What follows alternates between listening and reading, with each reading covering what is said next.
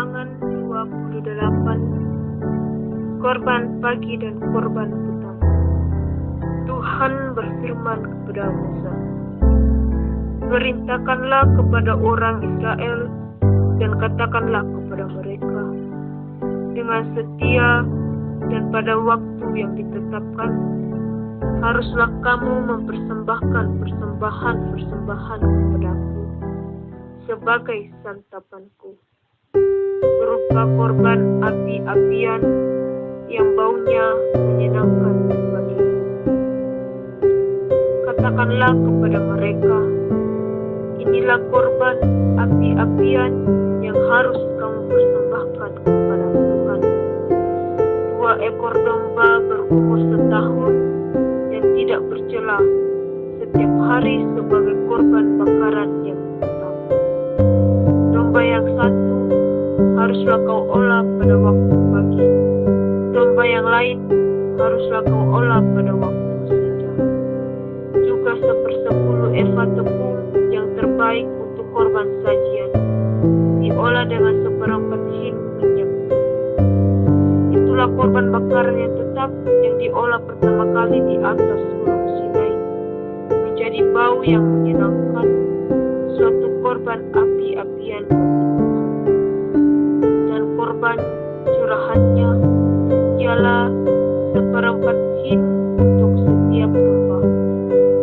Curahkanlah minuman yang memabukkan sebagai korban curahan bagi Tuhan di tempat kudus. Dan domba yang lain haruslah kau olah pada waktu senja, sama seperti korban sajian pada waktu pagi, dan sama seperti korban curahannya haruslah engkau mengolahnya sebagai korban api-apian yang baunya menyenangkan bagi Tuhan. Pada hari Sabat, 2 ekor domba berumur setahun yang tidak bercela, dan 2/10 eva tepung yang terbaik sebagai korban sajian, diolah dengan minyak serta dengan korban curahannya. Itulah korban bakaran Sabat pada tiap-tiap Sabat, di samping korban bakaran yang tetap dan korban curahannya. Pada bulan barumu haruslah kamu mempersembahkan sebagai korban bakaran kepada Tuhan.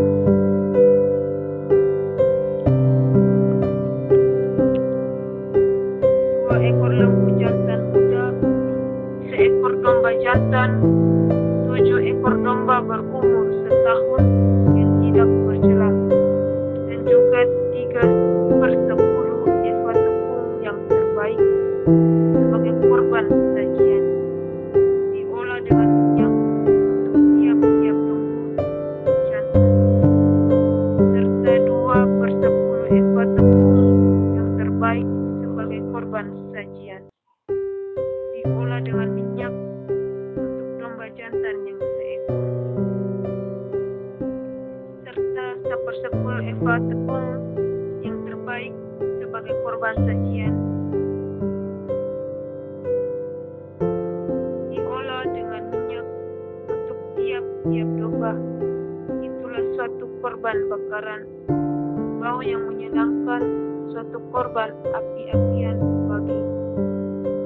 Dan korban curahannya haruslah untuk 1 ekor lembu jantan setengah hin anggur, untuk 1 ekor domba jantan 1/3 hin, dan untuk 1 ekor domba 1/4 hin.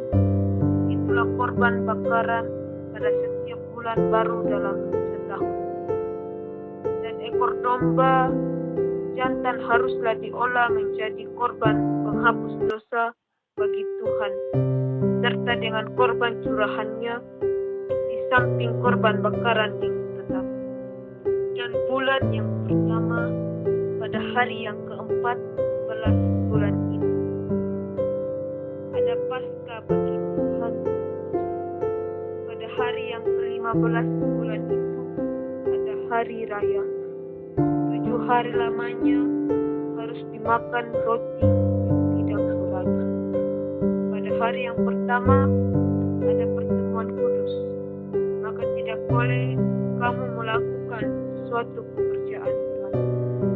Dan haruslah kamu mempersembahkan kepada Tuhan sebagai korban api-apian, sebagai korban bakaran 2 ekor lembu jantan muda, 1 ekor domba jantan, dan 7 ekor domba berumur setahun. Haruslah kamu ambil yang tidak bercela. Sebagai korban sajian, haruslah kamu olah tepung yang terbaik, diolah dengan minyak, yakni 3/10 eva untuk 1 ekor lembu jantan dan 2/10 eva untuk 1 ekor domba jantan. 1/10 eva haruslah kau olah untuk setiap domba dari ke-7 ekor domba itu. Selanjutnya 1 ekor kambing jantan sebagai korban penghapus dosa untuk mengadakan perdamaian bagi. Selain dari korban bakaran bagi yang termaksud korban bakaran yang tetap, haruslah kamu mengolah semuanya itu. Secara demikian, haruslah setiap hari selama 7 hari kamu olah santapan berupa korban api-apian yang baunya menyenangkan bagi Tuhan.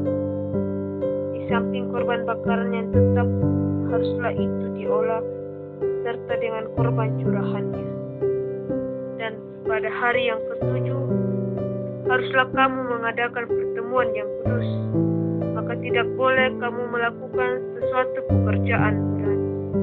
Pada hari hulu hasil, pada waktu kamu persembahkan korban sajian baru kepada Tuhan, pada hari raya lepas 7 minggu, haruslah kamu mengadakan pertemuan kudus.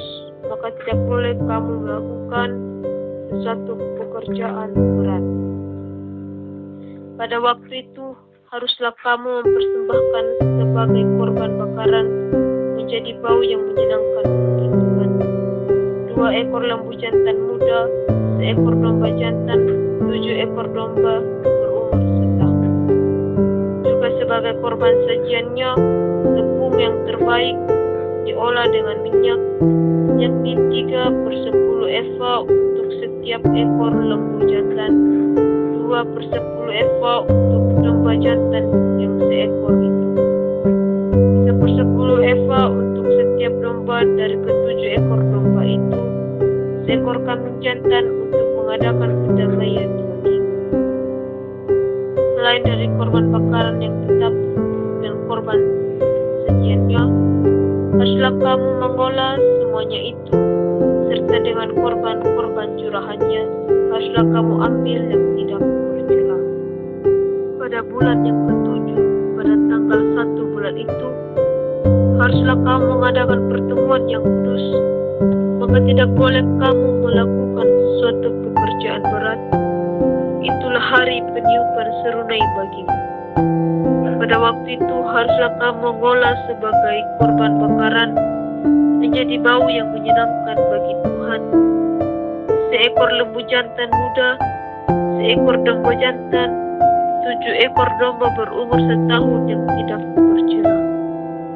Juga sebagai korban sajiannya, tepung yang terbaik diolah dengan minyak, yakni 3/10 eva untuk lembu jantan itu, 2/10 eva untuk domba jantan itu,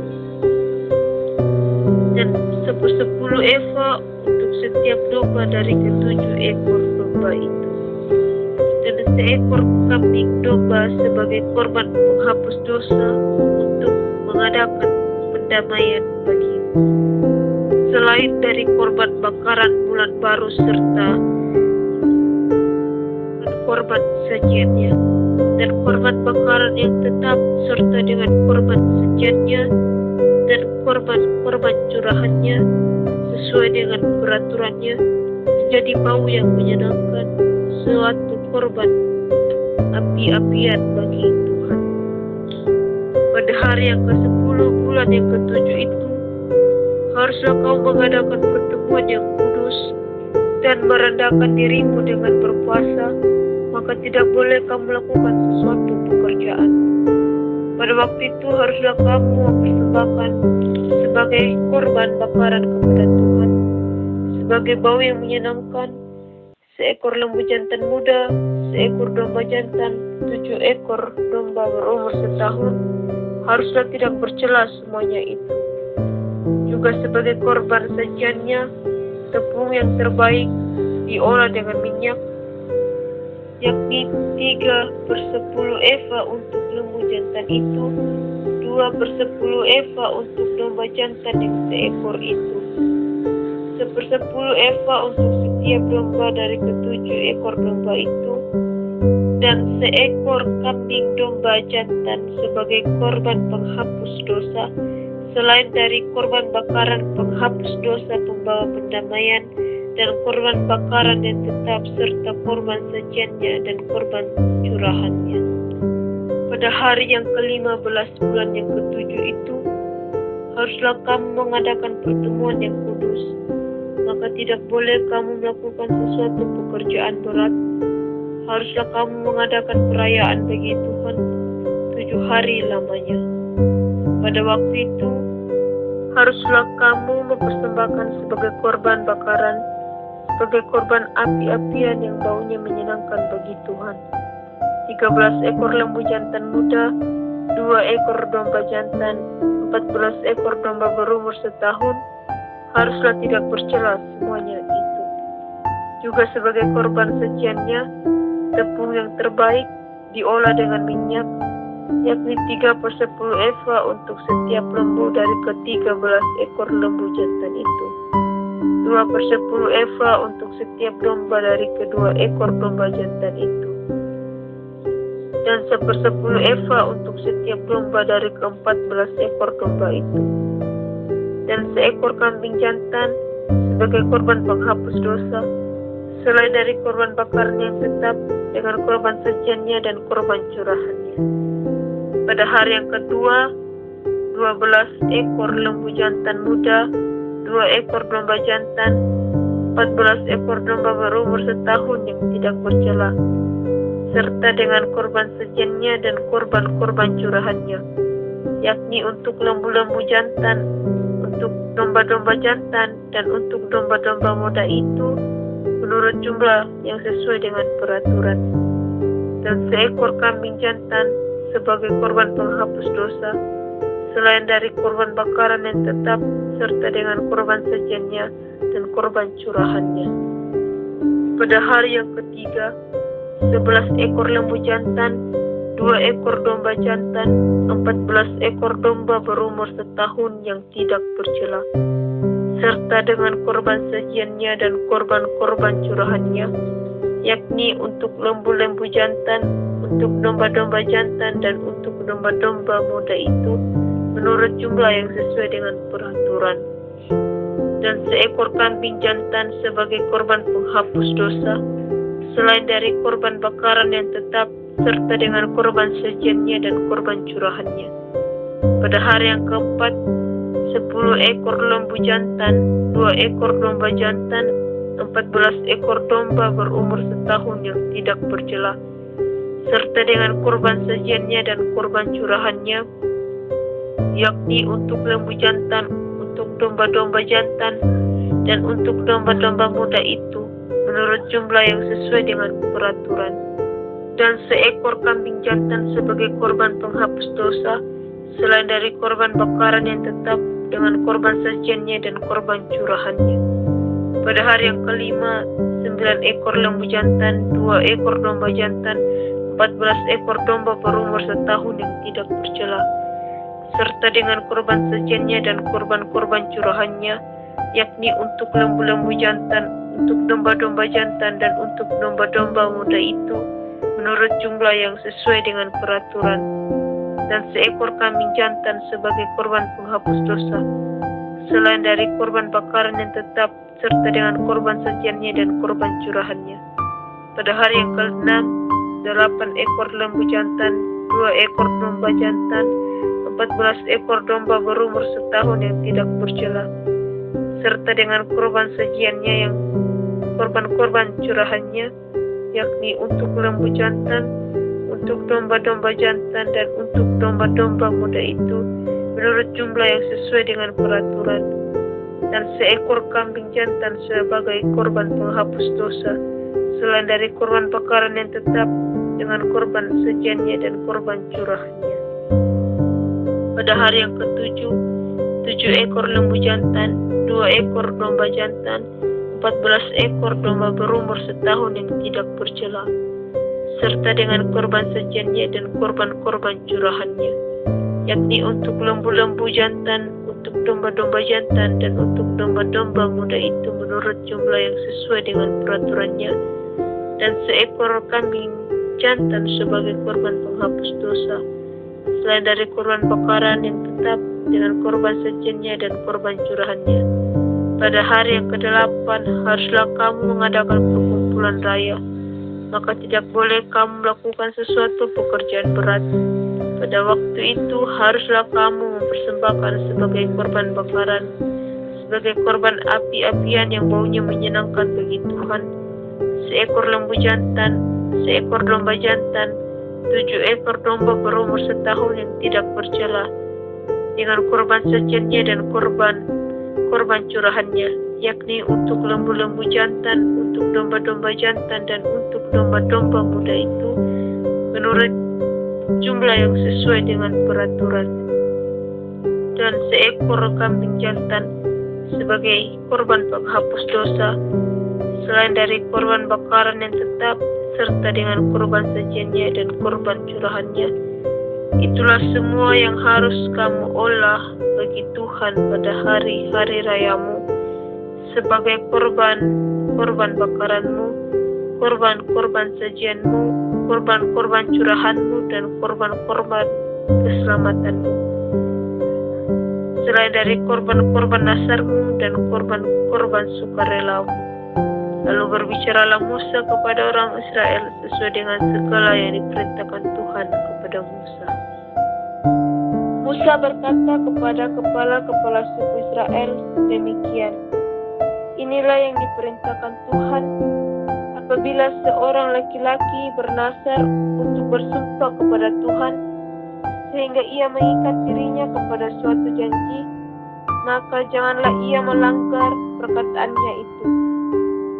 Haruslah ia berbuat tepat seperti yang diucapkannya.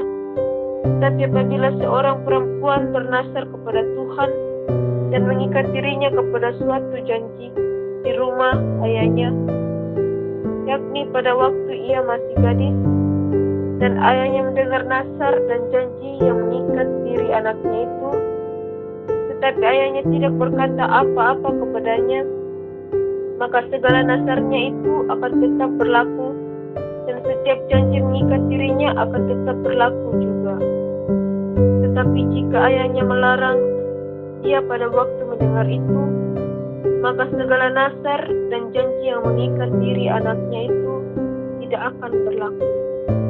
Dan Tuhan akan mengampuni perempuan itu sebab ayahnya telah melarang dia. Tapi jika perempuan itu bersuami dan ia masih berhutang karena salah satu nasar atau salah satu janji yang diucapkannya begitu saja, dan yang mengikat dirinya, dan suaminya mendengar tentang hal itu tetapi tidak berkata apa-apa kepadanya pada waktu mendengarnya, maka nasarnya itu akan tetap berlaku, dan janji yang mengikat dirinya akan tetap berlaku juga. Tetapi apabila suaminya itu pada waktu mendengarnya melarang dia, maka ia telah membatalkan nasarnya yang menjadi hutang istrinya dan janji yang diucapkan begitu saja dan yang mengikat istrinya. Dan Tuhan akan mengampuni istrinya. Mengenai nasar seorang janda atau seorang perempuan yang diceraikan, segala apa yang mengikat dirinya akan tetap berlaku baginya.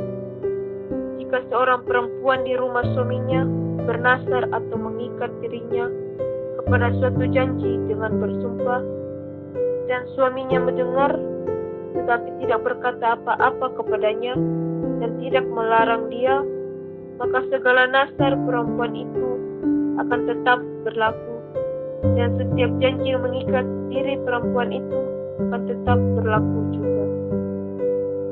Tetapi jika suaminya itu membatalkannya dengan tegas pada waktu mendengarnya, maka ucapan apapun yang keluar dari mulutnya, baik nazar maupun janji, tidak akan berlaku.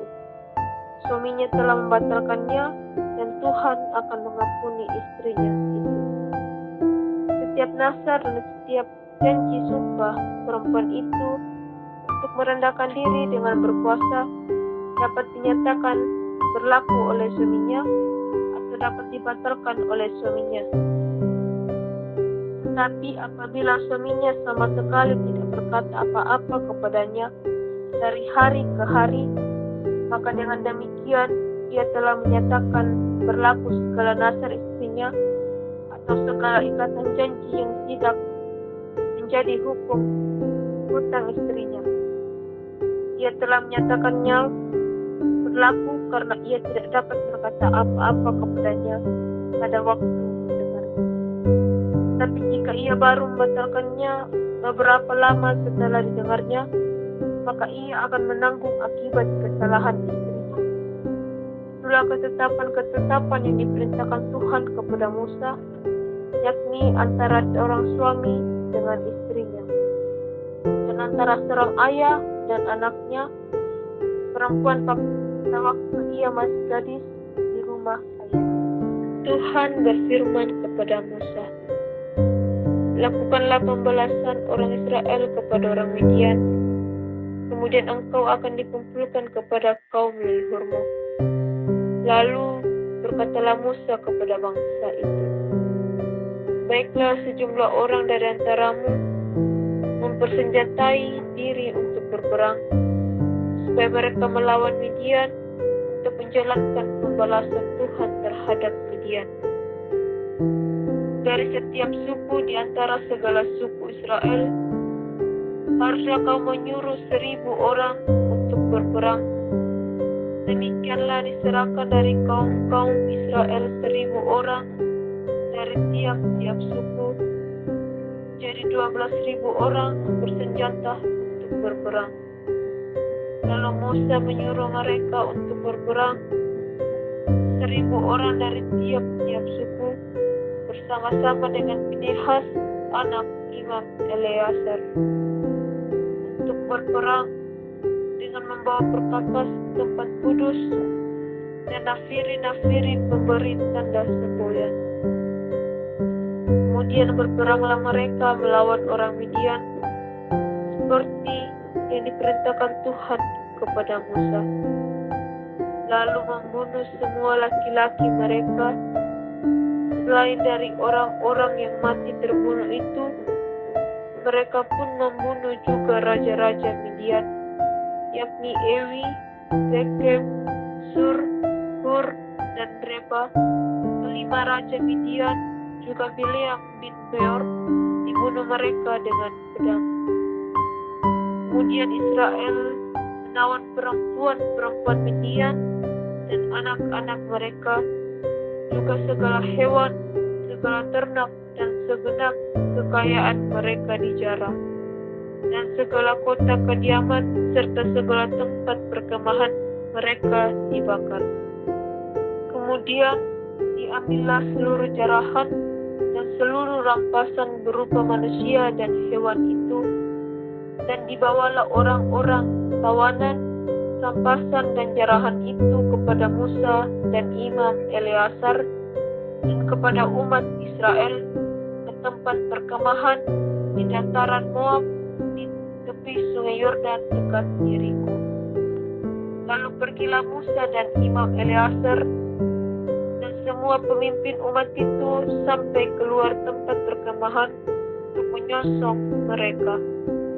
Maka gusarlah Musa kepada para pemimpin tentara itu, kepada para kepala pasukan 1,000 dan kepala pasukan 100 yang pulang dari peperangan.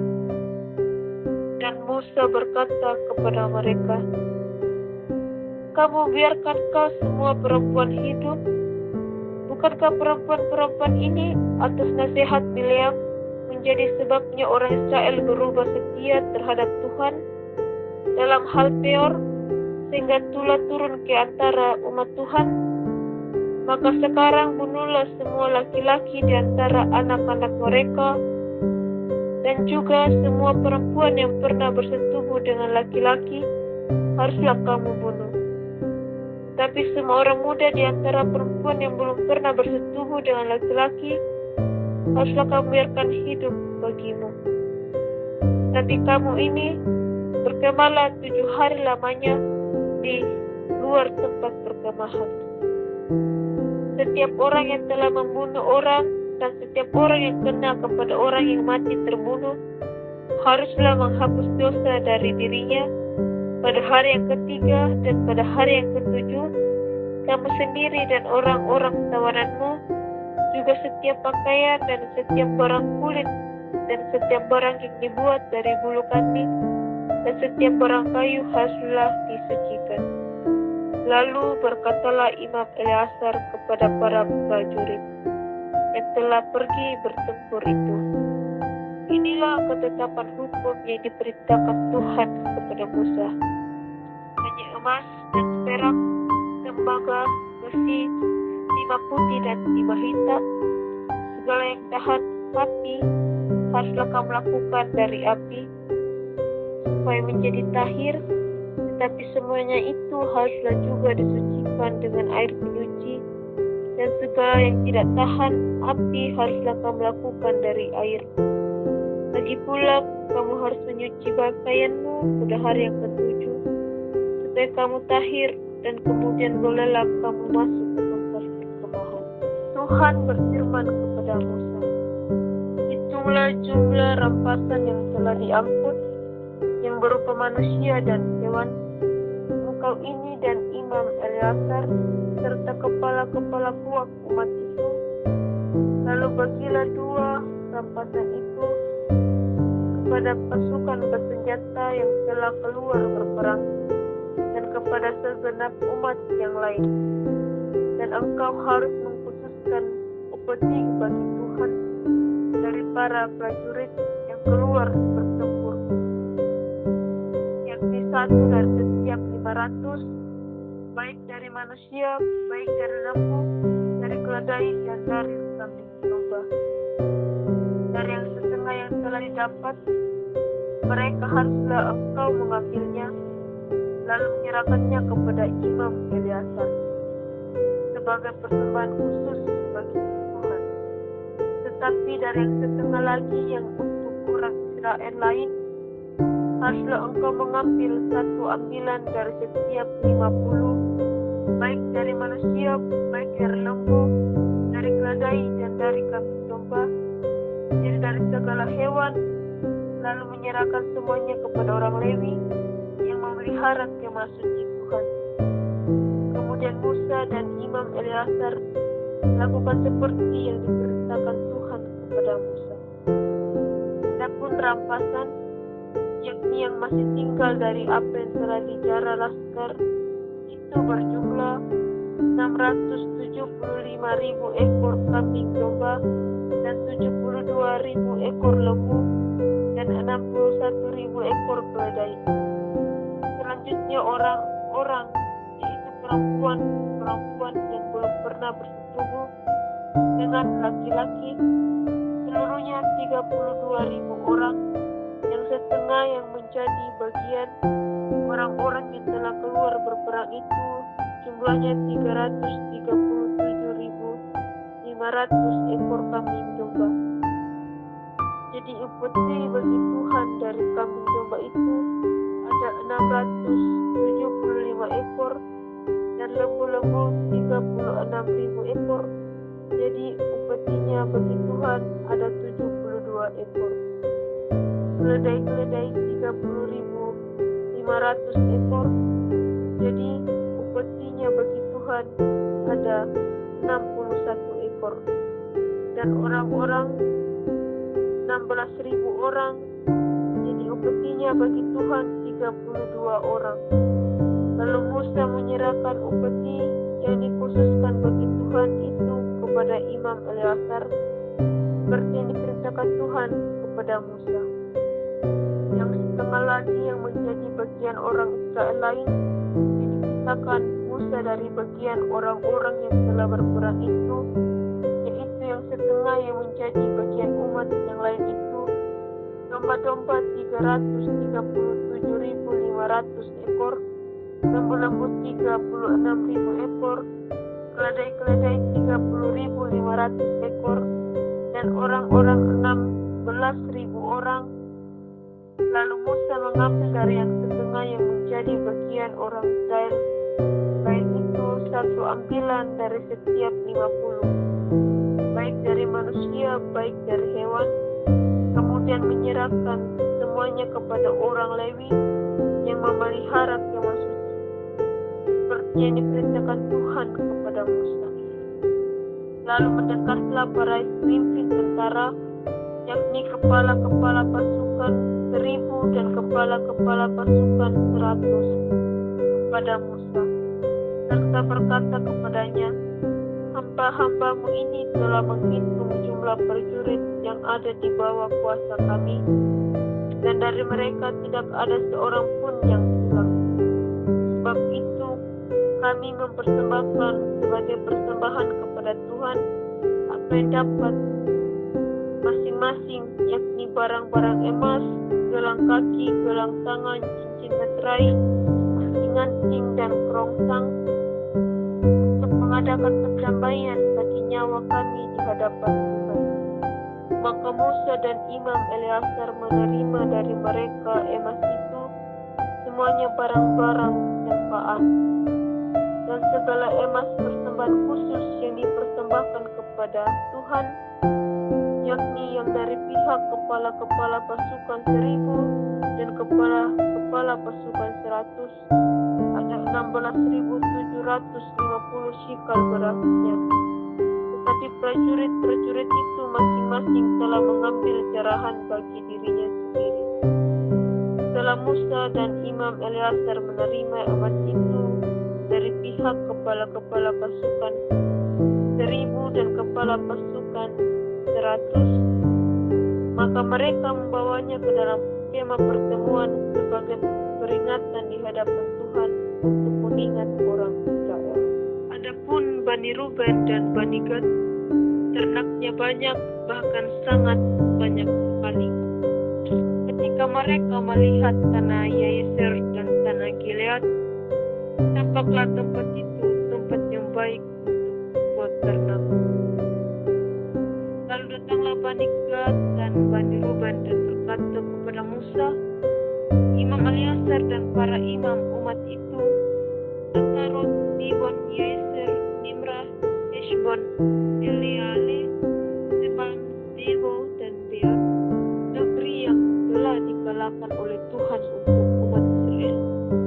Itulah suatu negeri yang baik untuk peternakan, dan hamba-hambamu ini memang ada ternak. Lagi kata mereka, jika kami mendapat kasih-Mu, biarlah negeri ini diberikan kepada hamba-hambamu ini sebagai milik. Janganlah kami pindah ke seberang sungai Yordan.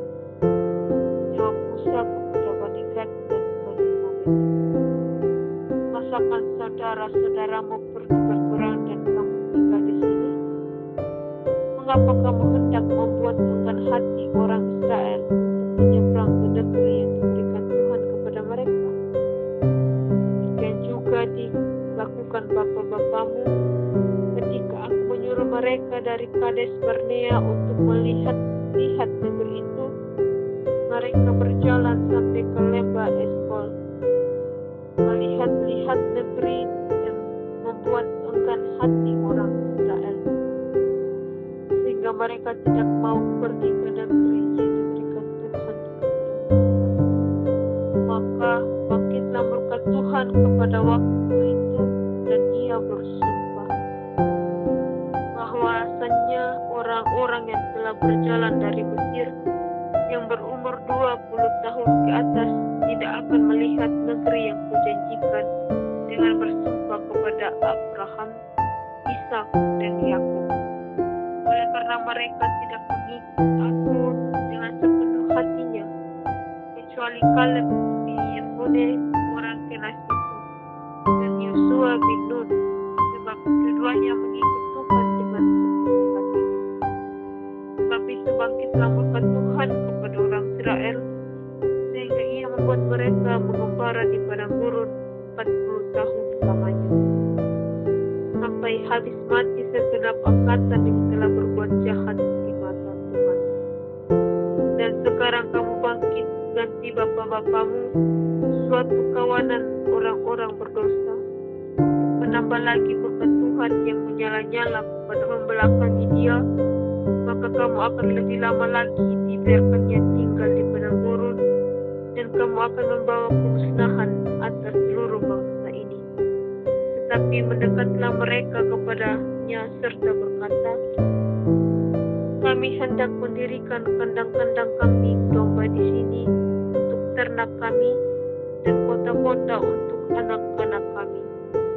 Tetapi kami sendiri akan mempersenjatai diri, dan dengan bersegera kami akan berjalan di depan orang Israel sampai kami membawa mereka ke tempatnya. Sementara itu anak-anak kami akan tinggal dalam kota-kota yang berkubu oleh karena penduduk negeri ini. Kami tidak akan pulang ke rumah kami sampai setiap orang Israel memperoleh milik pusakanya. Sebab kami tidak mau menerima milik pusaka di seberang sungai Yordan sana dan seterusnya. Apabila kami mendapat milik pusaka di seberang sungai Yordan sini di sebelah timur, lalu berkatalah Musa kepada mereka, jika kamu hendak berbuat demikian, jika kamu hendak mempersenjatai diri untuk berperang di hadapan Tuhan, dan setiap orang dari kamu yang telah bersenjata hendak menyeberangi sungai Yordan di hadapan Tuhan, sampai ia menghalau musuh-musuhnya dari hadapannya, sehingga negeri itu takluk ke hadapan Tuhan. Dan jika kemudian kamu pulang, maka akan bebaslah kamu dari kewajibanmu kepada Tuhan dan kepada Israel, dan negeri ini pun akan menjadi milikmu di hadapan Tuhan. Tetapi jika kamu tidak berbuat demikian, sesungguhnya kamu berdosa kepada Tuhan, dan kamu akan mengalami bahwa dosamu itu akan menimpa kamu. Dirikanlah kota-kota bagi anak-anakmu dan kandang-kandang bagi kambing dombamu, dan perbuatlah apa yang telah kamu ucapkan. Maka berangkatlah Bani Gad dan Bani Ruben itu kepada Musa. Hamba-hambamu ini akan berbuat seperti yang diperintahkan Tuhan. Anak-anak dan istri-istri kami, ternak dan hewan kami akan tinggal di sini di kota-kota Gilead. Tetapi hamba-hambamu ini akan menyeberang di hadapan Tuhan, yakni setiap orang yang bersenjata berperang seperti yang dikatakan Tuhan. Lalu Musa memberi perintah mengenai mereka kepada Imam Eleazar dan kepada Yosua bin Nun dan kepada kepala-kepala puak dan suku-suku Israel.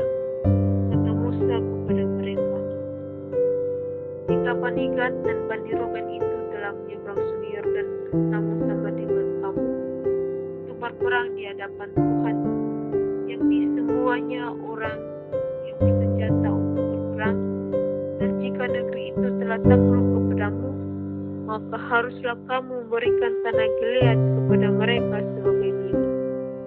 Tapi jika mereka tidak menyeberang dengan bersenjata bersama-sama dengan kamu, maka haruslah kamu menerima tanah miliknya di tengah-tengahmu di tanah Kanaan. Lalu Bani Gad dan Bani Ruben itu menjawab, apa yang difirmankan Tuhan kepada hamba-hambamu ini akan kami lakukan. Kami sendiri akan menyeberang dengan bersenjata di hadapan Tuhan ke tanah Kanaan. Tetapi bagi kami tetaplah tanah milik pusaka kami di seberang sungai Yordan sini. Lalu Musa memberikan kepada mereka, kepada Bani Gad, kepada Bani Ruben, dan kepada setengah suku Manasye bin Yusuf Sihon, raja orang Maori, dan kerajaan Og, raja Basan yang di negeri mereka beserta kota-kotanya di seluruh negeri itu, dengan daerah-daerah setiap kota itu. Maka Panigat membangun kota-kota Dibon, Atarot, Aroer, Atarot, Sofan, Yaser, Yokbeha, Bet Nimra, Bet Haran sebagai kota-kota yang berkubu dan sebagai tempat kandang-kandang kambing domba. Dan Bani Ruben membangun kota-kota Heshbon, Eleale, Kiriataim, Nebo, Baalmeon dengan mengganti nama-namanya dan Sibma. Dan mereka memberi nama lain kepada kota-kota yang dibangun mereka itu. Bani Makir bin Manasye pergi ke Gilead.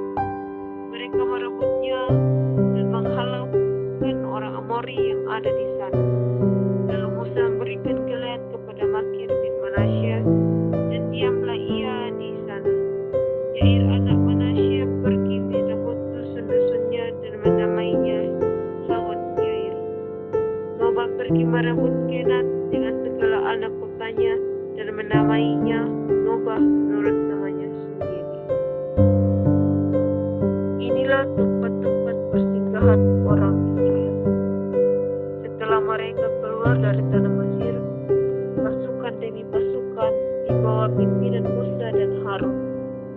Musa menuliskan perjalanan mereka dari tempat persinggahan ke tempat persinggahan sesuai dengan kitab Tuhan. Dan inilah tempat-tempat persinggahan mereka dalam perjalanan mereka. Mereka berangkat dari Rameses pada bulan yang pertama, pada hari yang ke-15 bulan yang pertama itu. Pada hari sudah Paskah, berjalanlah orang Israel keluar oleh tangan yang dinaikkan di depan mata semua orang Mesir. Sementara orang Mesir sedang menguburkan orang-orang yang telah dibunuh Tuhan di antara mereka, yakni semua anak sulung, sebab Tuhan telah menjatuhkan hukuman kepada para allah mereka. Berangkatlah orang Israel dari Rameses, lalu berkemah di Sukot. Mereka berangkat dari Sukot, lalu berkemah di Etam, yang di tepi padang gurun. Mereka berangkat dari Etam, lalu balik kepada Pihahirot, yang di depan Baal Zephon, kemudian berkemah di tentangan Sidon. Mereka berangkat dari Pihahirot dan lewat dari tengah-tengah laut padang gurun. Lalu mereka berjalan 3 hari perjalanan jauhnya padang gurun Etam, kemudian mereka berkemah di Mara. Mereka berangkat dari Mara lalu sampai ke Elim. Di Elim ada 12 mata air dan 70 pohon karma, dan di sana mereka berkemah. Di Elim ada 12 mata air dan 70 pohon kurma. Di sanalah mereka berkemah. Mereka berangkat dari Elim lalu berkemah di tepi laut Teberau. Mereka berangkat dari laut Teberau lalu berkemah di padang gurun Sin. Mereka berangkat dari padang gurun Sin lalu berkemah di Dofka. Mereka berangkat dari Dofka lalu berkemah di Alus. Mereka berangkat dari Alus lalu berkemah di Rafidim. Dan di sana tidak ada air minum untuk bangsa itu. Mereka berangkat dari Rafidim lalu berkemah di padang gurun Sinai.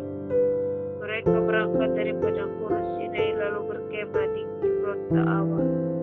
Mereka berangkat dari Kibrot Ta'awa lalu berkemah di Hesrot. Mereka berkemah dari Haserot lalu berkemah di Ritma. Lalu mereka dari Reman Feros. Lalu mereka dari Rimon Feros. Mereka berangkat dari Rimon Feros lalu berkemah di Linda. Lalu mereka berkemah di Rimon Feros. Mereka berangkat dari Rimon Feros lalu berkemah di Limna. Mereka berangkat dari Limna lalu berkemah di Risa. Mereka berangkat dari Risa lalu berkemah di Kehelata. Mereka berangkat dari Kehelata lalu berkemah Harsyafer. Mereka berangkat dari Harsyafer lalu berkemah di Harada. Mereka berangkat dari Harada lalu berkemah di Makhelot. Mereka berangkat dari Makhelot lalu berkemah di Tahat. Mereka berangkat dari Tahat lalu berkemah di Tara. Mereka berangkat dari Tara lalu berkemah di Mitka.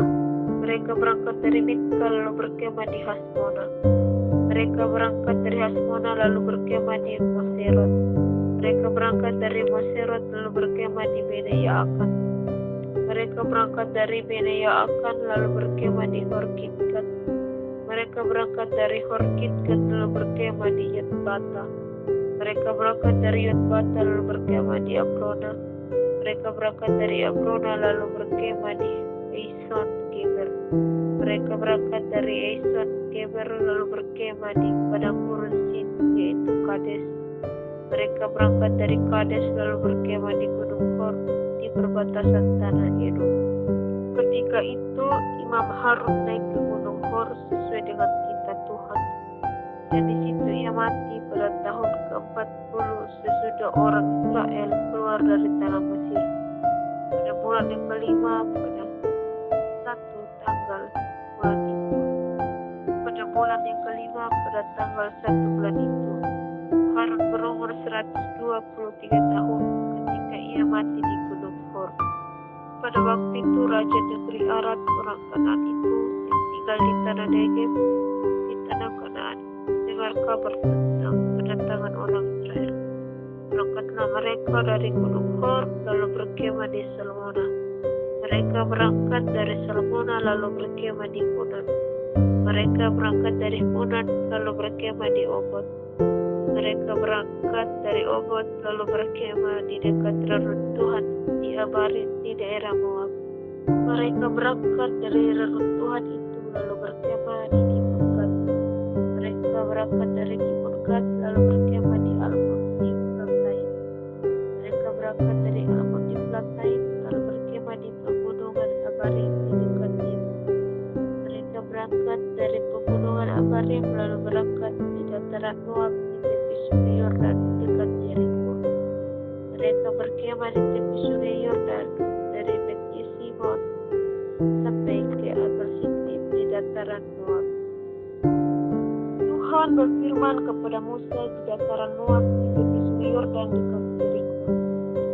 Berbicaralah kepada orang Israel dan katakanlah kepada mereka, apabila kamu menyeberangi sungai Yordan, tanah Kanaan, maka haruslah kamu menghalau semua penduduk negeri itu dari depanmu dan membinasakan segala batu berbukir punyaan mereka. Juga haruslah kamu membinasakan segala patung tuangan mereka dan memusnahkan segala bukit pengorbanan mereka. Haruslah kamu menduduki negeri itu dan diam di sana, sebab kepadamu lah kuberikan negeri itu untuk diduduki. Maka haruslah kamu membagi negeri itu sebagai milik pusaka dengan membuang undi menurut kaummu. Kepada yang besar jumlahnya haruslah kamu memberikan milik pusaka yang besar, dan kepada yang kecil jumlahnya haruslah kamu memberikan milik pusaka yang kecil, yang ditunjuk oleh undi bagi masing-masing. Itulah bagian undiannya.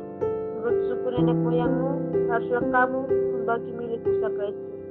Tetapi jika kamu tidak menghalau penduduk negeri itu dari depanmu, maka orang-orang yang kamu tinggalkan hidup dari mereka akan menjadi seperti selumbar di matamu dan seperti duri yang menusuk lambung-lambungmu. Dan mereka akan menyesatkan kamu di negeri yang kamu diami itu. Maka akan kulakukan kepadamu seperti yang kurancang lakukan kepada mereka. Tuhan berfirman kepada Musa, beritakanlah kepada orang Israel dan katakanlah kepada mereka, apabila kau masuk ke negeri Kanaan, maka inilah negeri yang akan jatuh kepadamu sebagai milik pusaka, yakni tanah Kanaan menurut batasmu. Adapun sisi selatanmu ialah dari padang gurun Sin menyusur Edom, maka batas selatanmu mulai dari ujung laut Asin di sebelah timur, lalu batasmu belok di selatan pendakian Akrabi, terus ke Sin dan berakhir di sebelah selatan Kades Barnea. Sesudah itu ia mencapai Hasar Adar dan terus ke Asmon. Kemudian batas itu membelok dari Asmon ke sungai Mesir dan berakhir ke laut. Batas baratmu ialah laut besar dan pantainya, itulah batas baratmu. Inilah batas utaramu, mulai dari laut besar haruslah kamu buat tanda batas di Gunung Hor. Dari Gunung Hor harus kamu buat tanda batas ke jalan yang menuju Hamat. Lalu batas itu mencapai Sedan. Kemudian batas itu mencapai Sifron dan berakhir di Hasar Enan. Itulah batas utaramu. Sebagai batasmu di sebelah timur, haruslah kamu membuat tanda batas dari Hasar Enan ke Sefam. Dari Sefam, batas itu turun ke Riblah di sebelah timur Ain. Dan batas itu turun lagi dari mencapai tebing danau Kineret di sebelah timur. Lalu batas itu turun ke sungai Yordan dan berakhir di Laut Asin. Itulah negerimu menurut batas-batas sekeliling.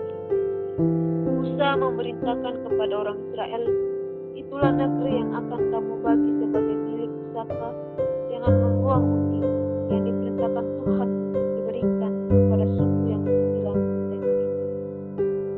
Sebab suku Bani Ruben menurut buak-buak mereka, dari suku Bani Gad menurut buak-buak mereka telah menerima milik pusakanya.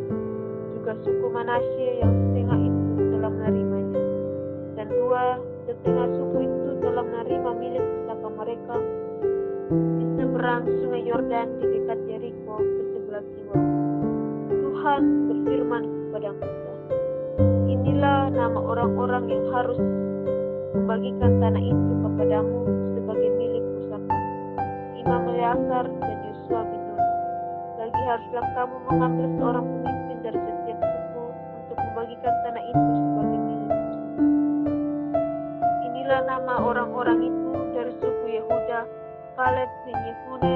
Dari suku Bani Simeon, Samuel bin Amihud. Dari suku Benyamin, Elidad bin Kislon. Dari suku Bani Dan, seorang pemimpin, Buki bin Yokni. Dari anak-anak Yusuf, yakni dari suku Bani Manasye, seorang pemimpin, Haniel bin Efod. Dan dari suku Bani Efraim, seorang pemimpin, Kemuel bin Sita. Dari suku Bani Sebulon, seorang pemimpin, Elisa bin Karna. Dari suku Bani Isakar, seorang pemimpin, Fatniel bin Asan. Dari suku Bani Asher, seorang pemimpin, Asihud bin Selomi. Dari suku Bani Naftali, seorang pemimpin, Bedael bin Amihud. Itulah orang-orang yang diperintahkan Tuhan untuk membagikan milik pusaka kepada orang Israel di tanah Kanaan. Tuhan berfirman kepada Musa, perintahkanlah kepada orang Israel dan katakanlah kepada mereka, apabila kau masuk ke negeri Kanaan, maka inilah negeri yang akan jatuh kepadamu sebagai milik pusaka, yakni tanah Kanaan menurut batas-batas.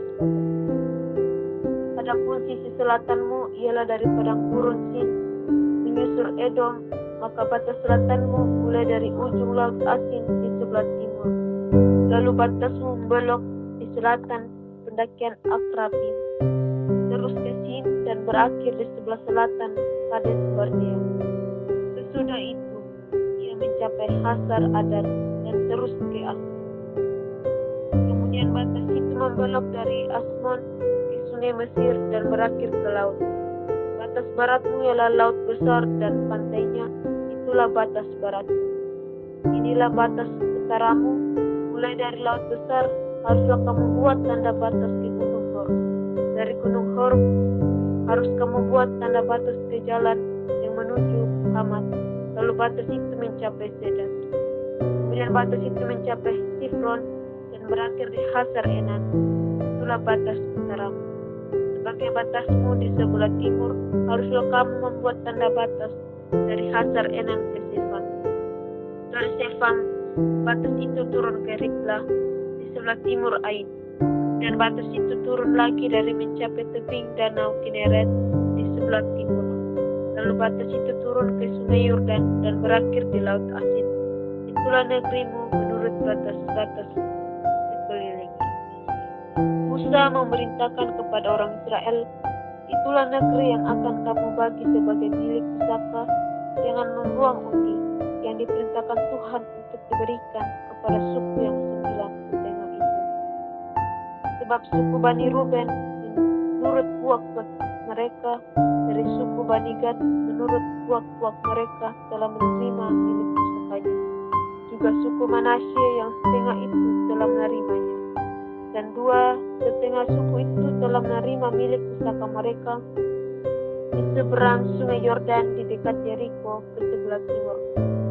Tuhan berfirman kepada Musa, inilah nama orang-orang yang harus membagikan tanah itu kepadamu sebagai milik pusaka. Imam Eleazar dan Yosua bin Nun. Lagi haruslah kamu mengambil seorang pemimpin dari setiap suku untuk membagikan tanah itu sebagai milik pusaka. Inilah nama orang-orang itu dari suku Yehuda: Kaleb bin Yefune. Dari suku Bani Simeon: Samuel bin Amihud. Dari suku Benyamin: Elidad bin Kison. Dari suku Bani Dan: seorang pemimpin, Buki bin Yofni.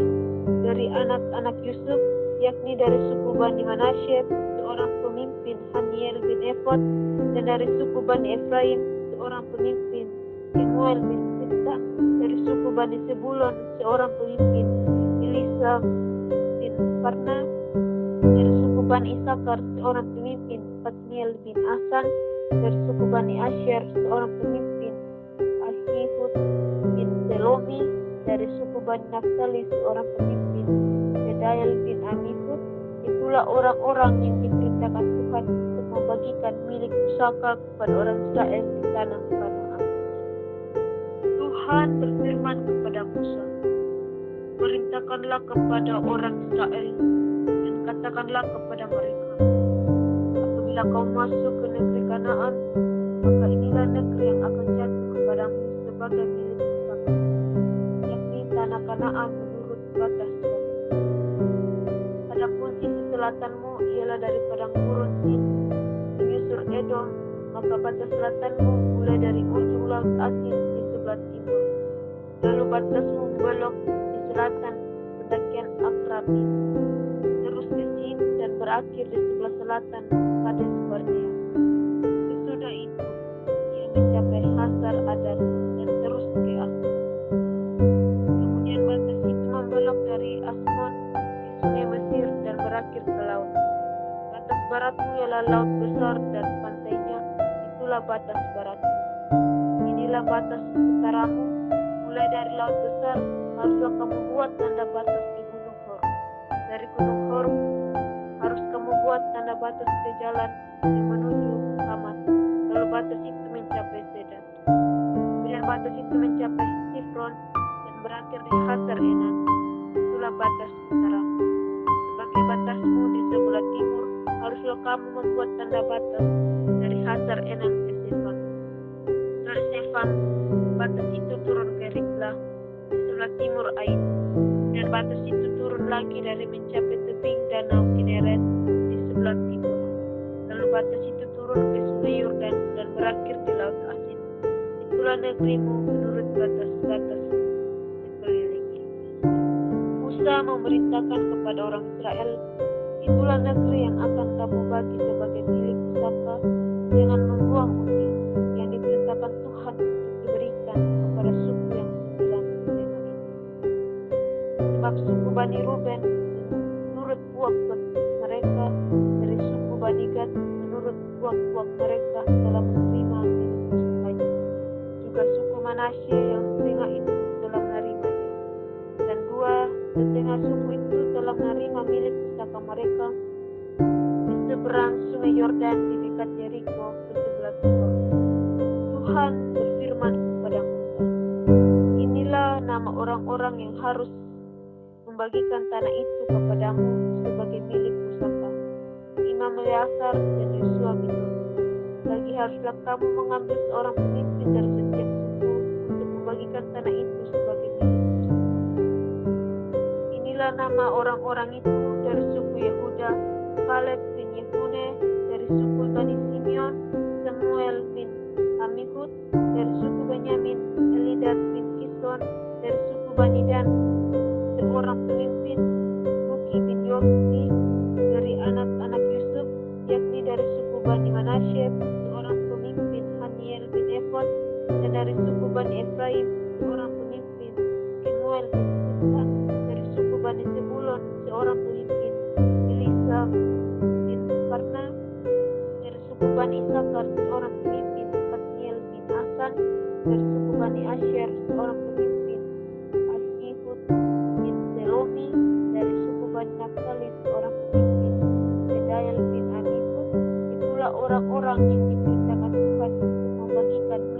celaka kepada orang Israel di tanah Kanaan.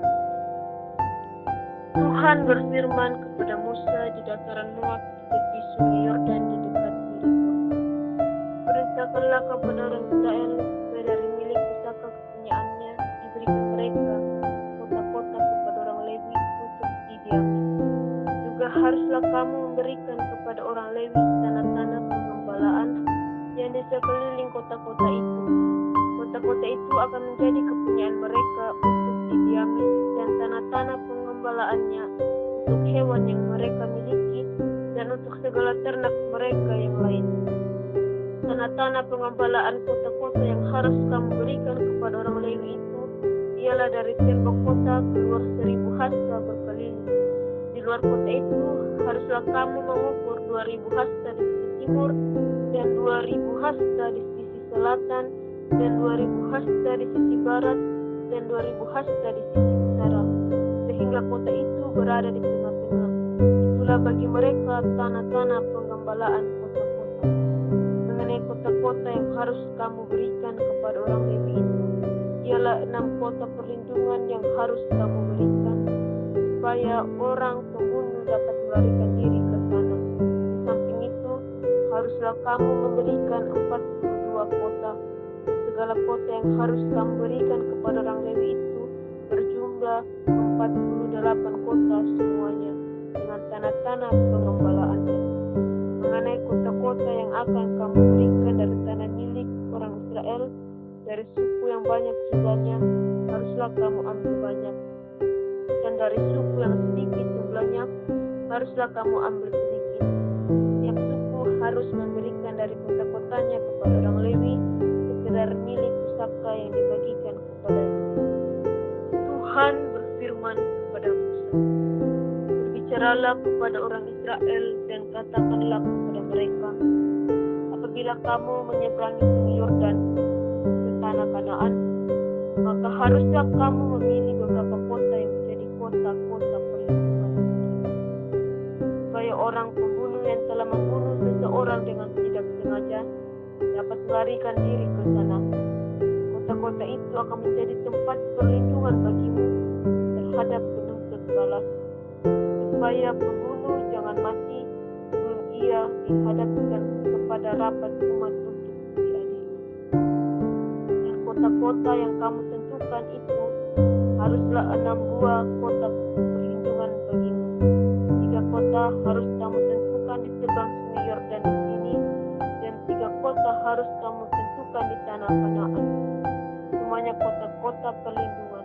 6 kota itu haruslah menjadi tempat perlindungan bagi orang Israel dan bagi orang asing dan pendatang di tengah-tengahmu, supaya setiap orang yang telah membunuh seseorang dengan tidak sengaja dapat melarikan diri ke sana.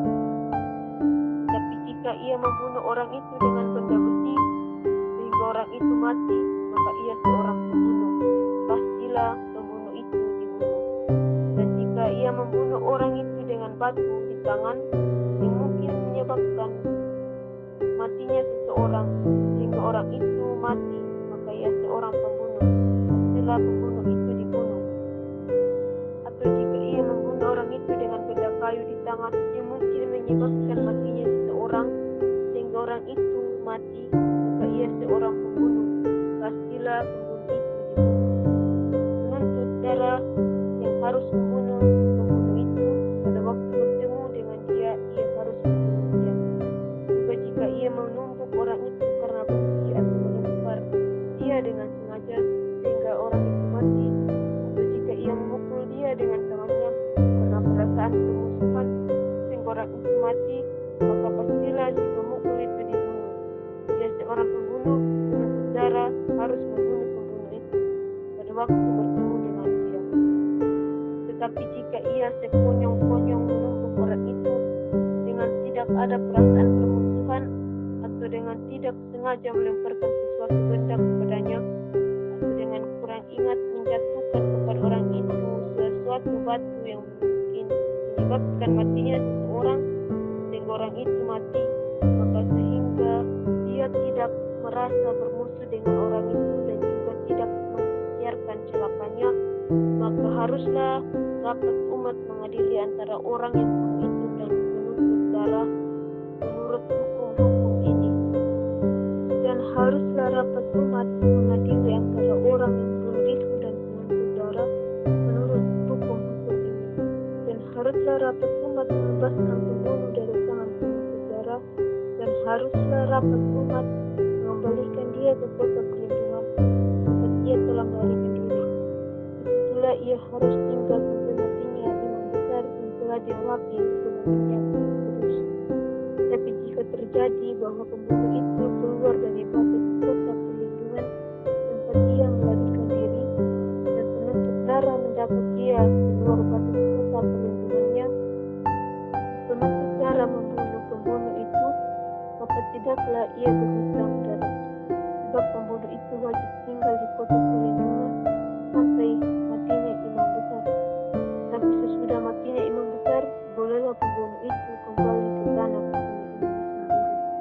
Itulah semuanya yang harus menjadi ketetapan hukum bagimu turun-temurun di segala tempat kediamanmu.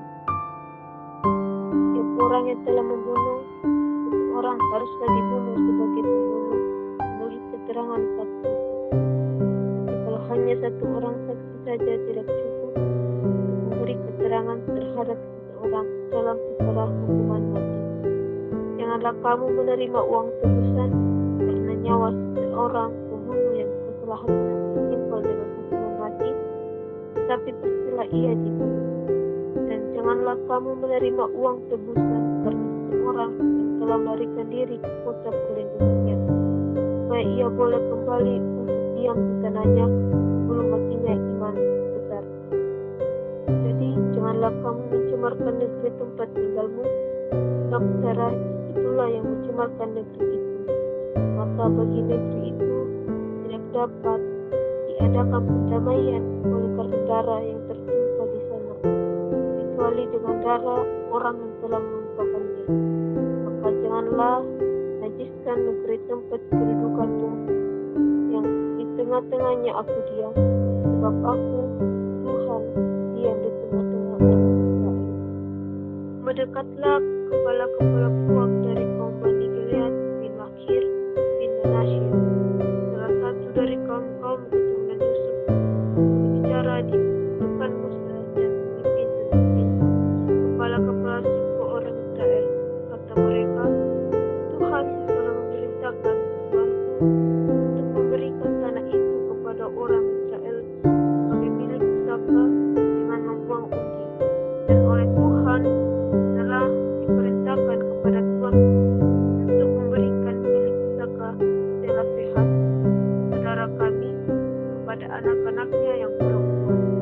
Tapi seandainya mereka kawin dengan salah seorang anak laki dari suku lain di antara orang Israel, maka milik pusaka perempuan itu akan dikurangkan dari milik pusaka bapak-bapak kami dan akan ditambahkan kepada milik pusaka suku yang akan dimasukinya.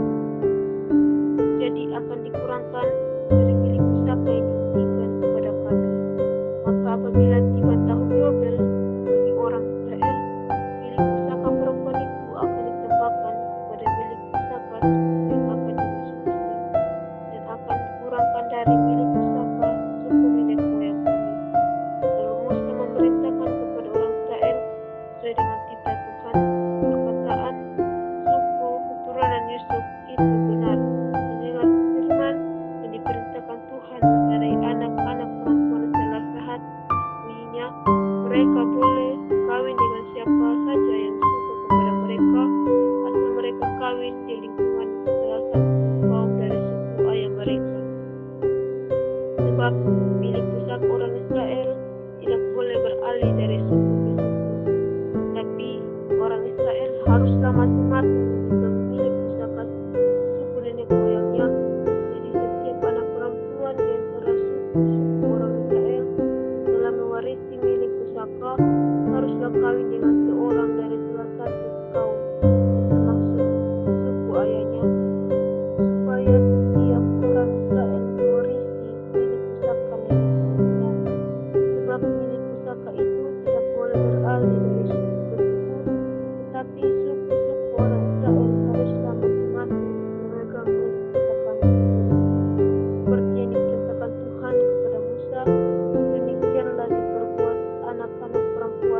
laki-laki.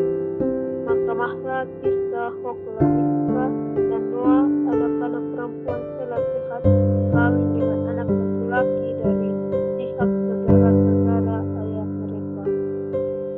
Dan mereka kawin dengan laki-laki dari kaum Bani Manasye bin Yusuf, sehingga milik pusaka mereka tetap tinggal pada suku kaum ayahnya.